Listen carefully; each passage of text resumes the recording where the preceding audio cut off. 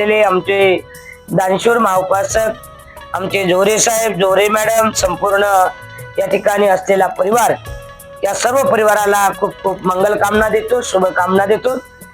आजच्या दिवसाचं महत्व असं आहे की आपण जीवनामध्ये पुण्य आणि कुशल कर्म केलं पाहिजे। नेमकं काय केलं पाहिजे हे आपण समजणं अत्यंत गरजेचं आहे। आज जे मोहने परिवाराने या घरामध्ये, या वास्तूमध्ये भगवंताचे उदाहरण, भगवंताचा परित्राण पठण केला, श्रवण केला, भिक्खू संघाला दान कर्म करून भोजन दान देऊन पुण्य कर्म केलं, हे कशासाठी आपण का करावं, कशासाठी करावं? कारण भगवान बुद्धाने 2500 वर्षापूर्वी बौद्ध उपासक उपासिकांचे काही विनय दिले होते, नेम दिले होते। त्या नेमाचं पालन आपल्या उपासक उपासिकांनी केलं पाहिजे। प्रियजनो, आयुष्यामध्ये जगत असताना माणसाचा जन्म आणि मृत्यू अतिशय अल्प आहे। जन्म तर अतिशय अल्प आहे आपला, कारण आयुष्यामध्ये जगत असताना पुण्यकुशल कर्म करत असताना बाबासाहेबांनी सांगितले, मरावे परी कीर्ती रूपी उरावे। मेल्यानंतरही आपण विचाराने जिवंत असणं अत्यंत गरजेचं आहे। आज तुम्हाला माहित आहे, मी जगदीप साहेबांना बोलली की साहेब आपण इथं शिक्षणासाठी आलो होतो। बाबासाहेबांनी आपल्याला नेमकं काय दिलं? आपल्याला बाबासाहेबांनी आज नेमकं काय दिलं? आपण बाबासाहेबांना काय देतो हे पण फार महत्वाचं आहे, कारण आयुष्यामध्ये बाबासाहेबांना आपल्याला सर्वच काय दिलं। आपण नेमकं बाबासाहेबांना काय देत आहोत? आपल्याला नेमकं काय द्यावं लागेल बाबासाहेबाला, म्हणजे बाबासाहेबांची धम्म चळवळ पुढे जाईल। मला जगदन साहेबांच्या सोबत चर्चा झाल्यानंतर ते सांगितलं, हे सर्व देणं बाबासाहेबांचं आहे। बाबासाहेबांमुळे आम्हाला सर्व मिळालं। आम्ही डीएड ला विद्यार्थी म्हणून या औरंगाबाद शहरामध्ये पदार्पण केलं। बघा प्रियजनो, वयाच्या 25-30 वर्षापर्यंत बाबासाहेबांच्या भूमीमध्ये आलात, डीएड केलं आणि डीएड करून आपल्या स्वतःच वास्तू उभी करून आपला सुखी संसार जगताय। हे सर्व देण बाबासाहेबांचे आहे। आणि या बाबासाहेबांच्या देणीमुळे म्हणजे आपल्याला बाबासाहेबाला काय द्यावं लागेल, तर बाबासाहेबांच्या धम्म चळवळीला आपल्याला हातभार लावावा लागेल। मग कसा लावणार तुम्ही हातभार? तर प्रत्येकाने ठरवलं पाहिजे की माझ्या आयुष्यातला दिवसातून मी 20 मिनिटं वेळ का होईना बाबासाहेबांच्या धम्म चळवळीला मी देणार। किती मिनिटं? फक्त 20 मिनिटं द्यायचं, जास्त वेळ द्यायचा नाही।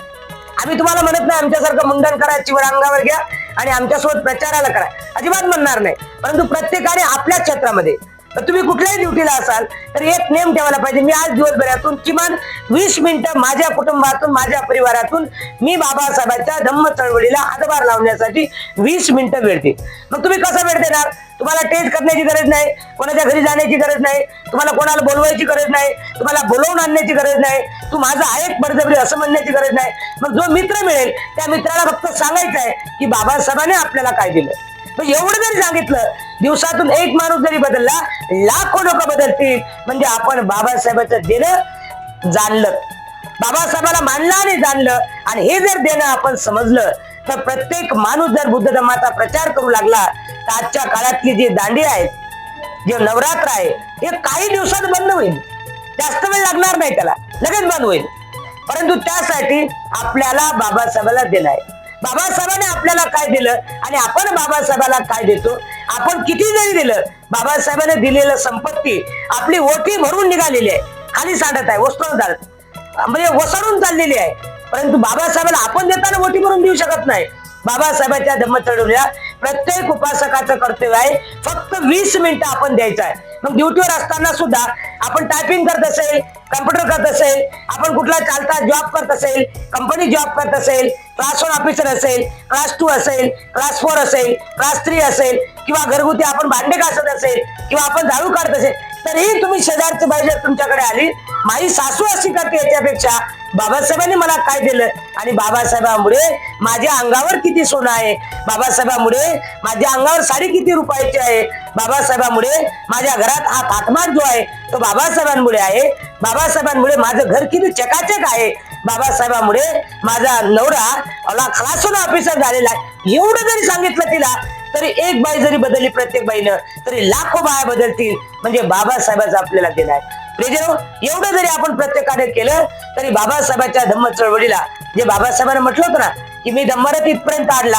हा धम्मरथ इथं तुम्हाला न्यायचं असेल तर समोर नेऊ शकता, पण त्याला मागं खेचू नका, असं बाबासाहेब जे म्हणले ते सत्यता आहे। आणि म्हणून आपल्याला बाबासाहेबांचं देणं आहे। आज मी जगदीशजी यांना खूप खूप धन्यवाद देतो यासाठी की त्यांनी बाबासाहेबांच्या देण्यासाठी प्रत्येक वेळ भीमटेकडीच्या कार्यामध्ये त्यांची मदत असते। प्रत्येक वेळ भीमटेकडीच्या पाठीशी ते असतातच, त्यामध्ये दुमत नाही. आणि विशेष म्हणजे त्यांची ओळख आमच्या जोरे साहेबांनी आम्हाला करून दिली. मी जोरे साहेबांना, जोरेबाईंना खूप खूप धन्यवाद देतो की अशा मुलींना तयार करणं आपलं कर्तव्य आहे. कारण जोरे साहेबांनी त्यांच्यामध्ये बुद्धधम्म पेरला, त्यांच्या आईवडिलांपासून पेरलेलाच आहे, परंतु त्याला पुसूची कल्पना दिली. जोरे साहेबांचं काम त्यांच्या एरियामध्ये, नगरामध्ये जिथं औरंगाबादला कार्यक्रम असेल त्या कार्यक्रमाला ते जातात आणि आपल्याकडून काहीतरी आपल्या कमाईतला हिस्सा दान करतात. प्रेजनो, आपण म्हणतो एक वेळ भीम जयंती आली, बुद्ध जयंती आली, झाला आता माझं काम झालं. नाही, आपल्याला बाबासाहेबांची भीम जयंती, बुद्ध जयंती सोडून आपल्याला बाबासाहेबांच्या धम्म कार्याचं काम करावं लागेल. आणि बाबासाहेबांचं धम्म कार्याचं काम करत असताना मग कोणी अपमान करेल, कोणी सन्मान करेल, अपमानाने शब्द देईल, कोणी मानाने शब्द देईल, कोणी आकलून देईल, कोणी म्हणेल याला येणं झाला, कोणी म्हणेल कोणी पागल झाला असंही म्हणेल. परंतु त्यावेळेस मात्र आपण शांत विचाराने मला बाबासाहेबांचं काम करायचं एवढं डोक्यात ठेवून जर आपण काम केलं तर आपल्या आयुष्यामध्ये फार मोठं आपण कुशल आणि पुण्यकर्म करतो. एवढ्या महापुरुषांची धम्म चळवळ चालवणे किंवा त्याच्या कामाला हातभार लावणे, या कुठल्याच जन्मात आपण हजारो जन्म जरी घेतले तरी हे पुण्यकर्म आपल्याला करण्याची संधी मिळणार नाही. आज मात्र जगदाळे साहेबांनी जो काही कार्यक्रम या ठिकाणी आयोजित केला, वर्षवास कालखंडामध्ये जे काही पुण्यकर्म केलं, तर भगवान बुद्ध म्हणतात माता पुतू पट्टान पुत्रदारस संगो अनाकुलाच कमंता एतंग मंगलमुत्तमं. मी माझ्या आई वडिलांचा, माझ्या कुटुंबाचा, माझ्या परिवाराचा मी सन्मान करेल, त्यांचा सांभाळ करेल, हे माझ्या जीवनातलं उत्तम मंगल आहे असे भगवान बुद्ध म्हणतात. माता पुतू पट्टान म्हणजे मी आई वडिलांचा सन्मान करेल. आजच्या काळामध्ये आई वडिलांचा सन्मान केला जात नाही. मला असं वाटते आमची अस्मिताताई आणि जगदीशजी आईचा खूप सन्मान करतात, कुटुंबाचा सन्मान करतात, त्यांना अगदी इच्छाप्रमाणे त्यांना वागवतात. हे त्यांच्या घरातलं दैवत आहे. प्रियजनो, आपल्या घरातलं खरं दैवत म्हणजे बाबासाहेब. या जगातलं आपले 4च दैवत आहेत. किती दैवत आहे? 4 दैवत. पहिले बुद्ध, मग बाबासाहेब आणि आई आणि वडील, हे 4 दैवत आहेत. आणि या 4 दैवतासाठी आपण आपल्या जीवनामध्ये सुख, शांती, आरोग्य आणि बल मिळते. प्रियजनो, ज्या लोकांनी या 4 दैवतासाठी आपल्या कमाईतले 4 हिस्से करायचे असतात. किती हिस्से करायचे? 4 हिस्से. पहिला हिस्सा आपल्या आई वडिलांसाठी असतो. ज्या आई वडिलांनी जन्म दिला, माता पुतू पट्टान म्हणजे आई वडिलांनी आपल्याला जन्म दिला, मग त्यांच्यासाठी पहिला हिस्सा आपल्या कमाईतला.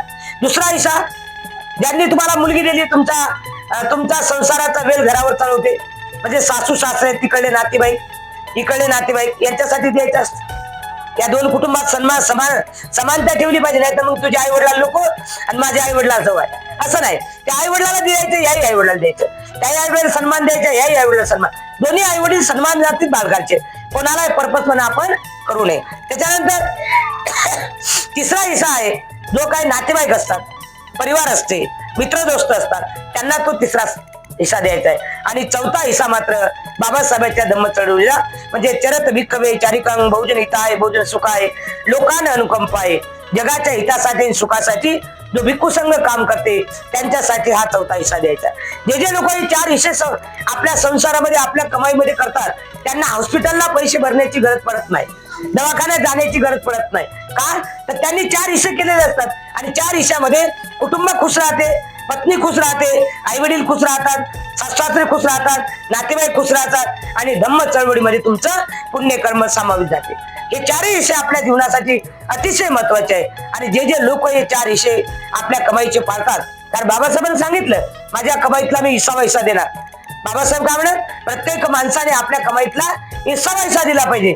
पण काही लोक काय म्हणतात, 1 लाख रुपये आले की माझ्या घरातच पाहिजे, मग या महिन्यात दान देता येत नाही, कारण या महिन्यातले हप्ते भरले म्हणजे मला काही दान देता येत नाही. आणि दान बायकोने जर त्याचे डोळे वाचले जातात तर त्या बायकोला डोळे वाचले म्हणजे बाई देतच नाही, ऐकले. आणि म्हणून आपल्या जीवनामध्ये आपलं पुण्यकर्म करायचं असेल, आपलं कुशल कर्म करायचं असेल तर भगवान बुद्ध म्हणतात की आपल्या जीवनामध्ये आपण जगत असताना बाबासाहेबांच्या धम्म चळवळीचं स्मरण ठेवणं अत्यंत गरजेचं आणि आठवणीचं